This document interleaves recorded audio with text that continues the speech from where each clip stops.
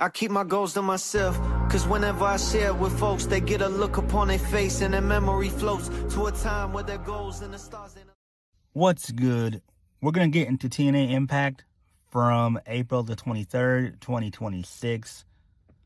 This was a very lackluster episode of TNA Impact. Not much happened on this show outside of a decent match between Mike Santana and Rich Swann. They kind of did the Darby Allin Tommaso Ciampa bit that AEW did. So there's that. There are no contenders for Mike Santana in sight. Steve Maclin is still injured, so he's still concussed. And we don't know how TNA does their protocols when it comes to concussions. So we don't know. Nick Nemeth, he's still holding around the Call Your Shot Gauntlet trophy. That should be on a heel. So I don't know how they're going to get that off of him. Because, I mean, they turned him babyface when they went to Cleveland. So I don't know what they're going to do on that end of things. But it is what it is. And as per usual, we're going to get into the ratings. So TNA for the April the 16th episode, they got 212K viewers. And in the 18 to 49 demo, they got a 0.05. So that's fine. Again, it's not where they kind of need to be, but it's still decent. It's still better than anything that they've ever done on Access. I say it almost every time I do TNA reviews, is that Access TV has been a godsend. I mean, my bad. AMC TV has been a godsend for TNA. Because Access was just total garbage. Because they always would draw either between 80 to 100K. Probably on a good week, maybe 120. But nothing beyond that. Maybe, and this is pushing it, maybe 125. But it was usually around between like 80 to 100K on Access when they were there. So AMC's helped out TNA tremendous. So I'm happy with TNA on that. Again, my main problem with TNA is their roster. They need to bring in new talent. I mean, they just recently signed Ricky Sosa. We've not seen him but a couple of times, and that's not good. He needs to be in some type of feud. I don't know who he can feud with. That's a credible heel, because TNA doesn't really have those, because they all suck, from, Frankie Kazarian, Brian Myers, Eddie Edwards, all of them, the usual bad talent that they still want to keep around, but they refuse to make those guys producers. Like, that's my biggest problem with TNA. Make those guys producers. Like, I get it. Like, they've been loyal to the company, and which is fine, but make these guys producers. Like, we don't need to see Frankie Kazarian on TV. We don't need to see Eddie Edwards and Brian Myers, right? We don't need to see Eric Young. Like, what are we doing? It pisses me off. It really does. Because I want TNA to succeed. And we don't know when WWE, when they're going to be doing releases. It should be sometime in April. If not April, definitely after Backlash in May. But TNA has got to bring in new talent. They've got to. Right? Like you just brought in Ricky Sosa, and he's not doing nothing. We have barely seen this guy, but a couple of times, like, I don't get it. Like, why is he not on this show? Why is he not in a feud with somebody? Unless they're going to do maybe Ricky Sosa versus Mustafa Ali at some point, which is fine. That would be great.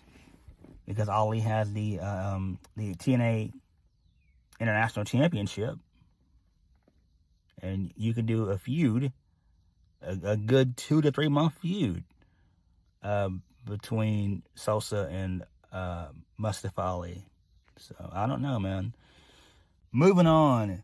This leads us into the first match of the night. Nick Nemeth defeats Bronson. So, Ryan Nemeth got involved. He was awful on commentary. Casey Navarro came out. He distracted the system. I'm surprised the system didn't go after him because they were dumbass heels. For whatever reason. So, Nick wins via the danger zone after Navarro came out and caused a distraction on the ramp. And then Ryan, I think, grabbed the foot of Bronson, and that allowed for Nick Nemeth to hit the danger zone 1, 2, 3. All right, that's fine there, whatever.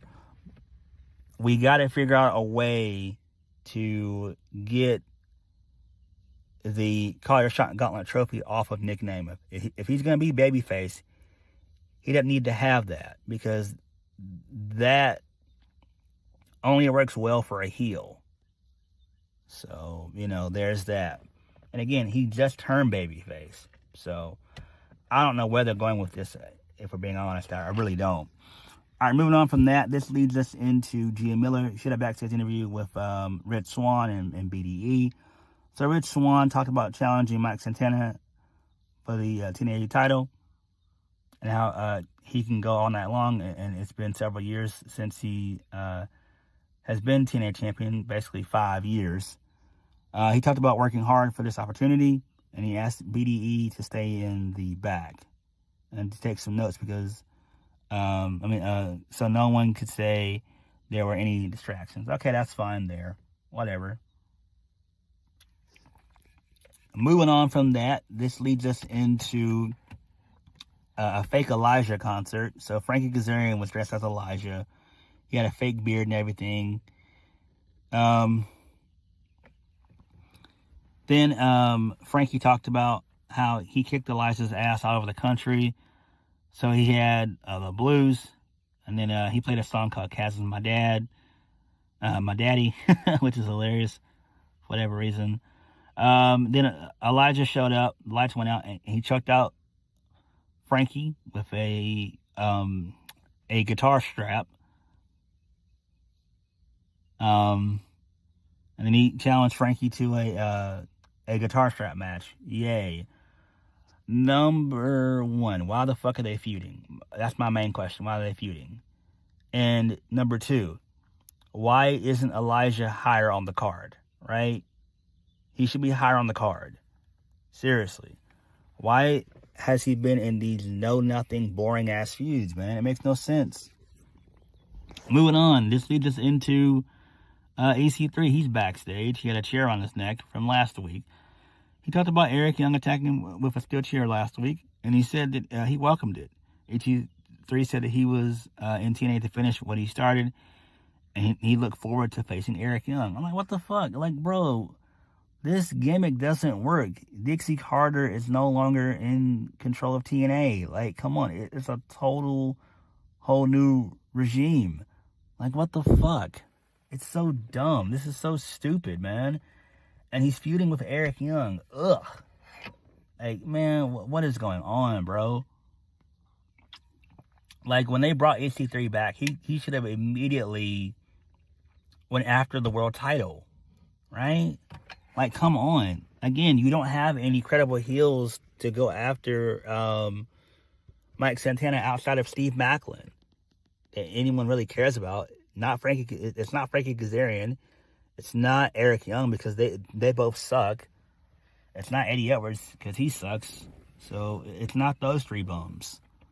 I don't know, man. I have no idea what they're doing, what they're going to do with EC3 long term, but I don't like what they're doing with him, if we're being honest. Moving on, Tessa Blanchard, Mila Moore, and Victoria Crawford, they talked about being in the Undead Realm. Tessa said that the experience changed her, and she said that next week, Rosemary and her crew would face them in their world. Okay, that's fine, whatever. Again, they don't give a damn about Tessa Blanchard for whatever reason. I have no idea why. But it is what it is. I'm guessing they're afraid to put the Knockouts world title on her. So I guess this is the best they got for her right now. She has to basically just take it. I mean, for real. Tony Khan's not going to sign her, and neither is Triple H. So she got to, stay in TNA. Again, I really do wish that they would do more with Tessa. I really do. I've been a fan of Tessa for years. Not when she was doing her feud with Sami Callihan over the world title. That never should have happened. That was so damn dumb. Ugh, that was not cool. So, whatever. Moving on. Dutch defeats Matt Hardy. So, apparently, before the match got started, Matt Hardy came out. He took a table from under the ring. He spray painted the word sacrifice on there. He ended up putting Dutch through through that very same table via a suplex. The referee didn't call for the bell for whatever reason. It was dumb. So I guess they thought that they were New Japan or whatever. I don't fucking know. So then Vincent, he was under the ring the whole time, basically. He showed up. He slid a chair under, inside the ring. Then Dutch hit the Death Walks, a.k.a. the Bossman Slam, for the 1, 2, 3, and that's how Dutch won the match. Don't really give a damn about this. So then, post-match, the Righteous, they beat up on Matt Hardy. Then Jeff came out to make the save. Jeff Hardy gave Dutch a swanton, and then that was it. I don't give a fuck about the Hardys versus the Righteous. Like, this is a lame, whack feud, and it needs to be over. It's on the same plane as Frankie Kazarian and Elijah. It's like, those are two boring feuds. Can we please end them? Like, it's so lame that they're doing this shit. Moving on, the Elegance brand, they entered into Daria Ray's dressing room. They're basically kissing up to her. Daria noted that Santana Marella is still suspended, and the personal concierge, George Iceman, he touted Mr. Elegance as a future champion, which is a fucking joke. Ash asked Daria to give Mr. Elegance a match next week. Daria agreed, and then Daria murmured that they were weird, which is kind of true. So, yeah. I mean, again, I do like the Elegance brand, but they never needed a Mr. Elegance in this, right? So, I don't fucking know. It's like, what are you doing? Moving on, this leads us into a very awful segment with Zia Lee and Xia Brookside. So, basically, Zia Lee got on the mic and said she apologized for her English not being bad. So the fans, they clapped. She turned up, as she said that she loved wrestling. She loved TNA and her friends. She said that Zia is her best friend, and she asked why Zia did that to her. So Xia Brookside shows up. She gets a really decent reaction, a really decent heel reaction. So she's dressing in all black. She says, how dare you call me out here when you're on the wrong. Zia said that Xia Lee got in her way and cost her the title. The moment she showed the video of her father before Zia's title match and got in her head, Zia said that Xia Lee didn't understand the pressure of being a second-generation star. Zia says she did it all by herself and she was alone. So Xia Lee began to cry and talked about being alone in this country, but she found Xia Brookside and she didn't feel alone. She said she never meant to hurt Zia's feelings, and if she did, she apologizes. So both of them began to tear up. Xia said that Xia Lee was right, and Xia said she thought she was going to win the title until Lee showed her that video of her father, who never supported her. Xia said that Stack got in her ear talking about birthright.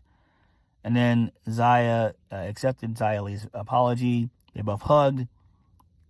And Xia Lee said she didn't know that the title meant so much to Xia Brookside. So Zia Lee offered to give Xia Brookside the next title shot. They hugged and then they cried. So then Brookside, she did the whole John Cena heel turn thing when she looked into the camera. She ended up decking Zia Lee in the eye.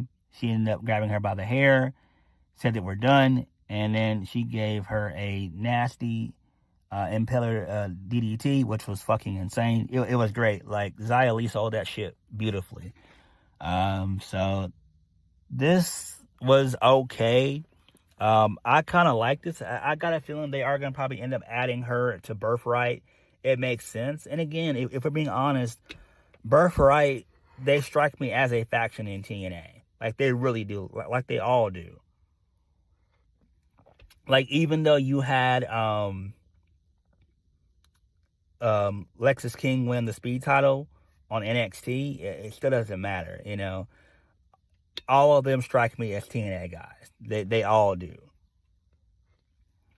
And I wouldn't be shocked. I hope it doesn't happen, but I wouldn't be shocked if WWE ends up kind of just releasing those guys, honestly. I'm not even trying to like be funny or mean, but they all strike me as TNA guys. Like the entire faction does. They all do. So, you know, there's that. But this was fine. It got a good reaction.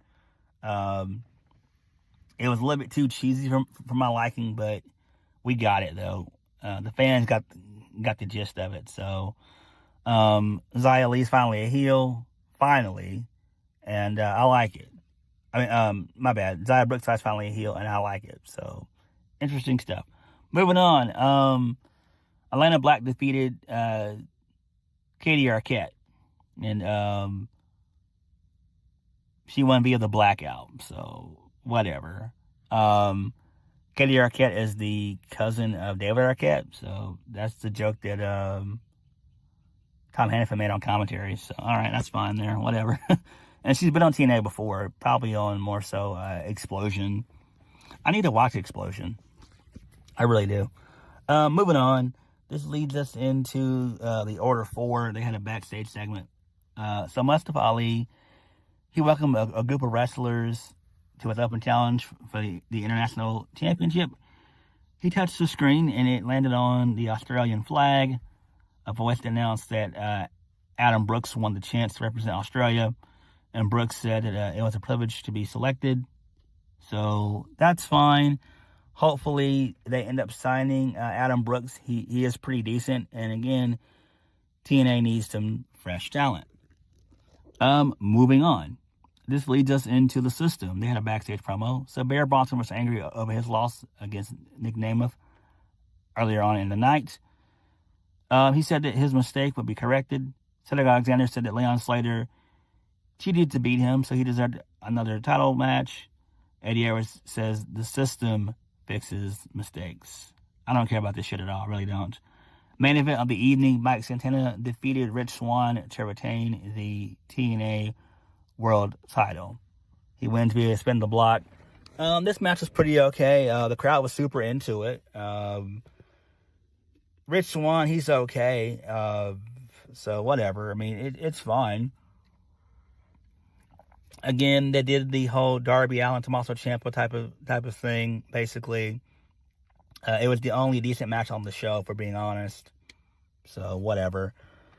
Again, Mike Santana, at this point in time, he is directionless, which is not good. He's your world champion. I still think that he's going to end up leaving TNA. I just see it for some odd reason. I know people want him to stay, but I feel like Mike Santana would do very well in NXT. And he would do very well on the main roster in WWE. I know a lot of people said, well, you know, would he be world champion? He probably would be world champion. I could see him being world champion. I could see him being U.S. champion, IC champion. I could definitely see him being a world heavyweight champion or a WWE champion. I mean, Mike Santana is great. He's excellent. He looks good. Great character. Well, I mean, it's not even a character. It's just Mike Santana is just real. Like, he's that damn good, bro. Like, he really is. but he has no real contenders in sight at this point in time. Like, what does he do for the next TNA Plus event? And we don't even know when that's going to be. I'm guessing they'll probably do something in the next couple of weeks, letting us know. But I don't know, man. Like, this really wasn't that good of a show, if you ask me. But it is what it is. I mean, it happens. I'm interested in seeing how the ratings are going to be for this show. So there's that. But what do you guys think of TNA? Let me know. Like, comment, subscribe. Peace.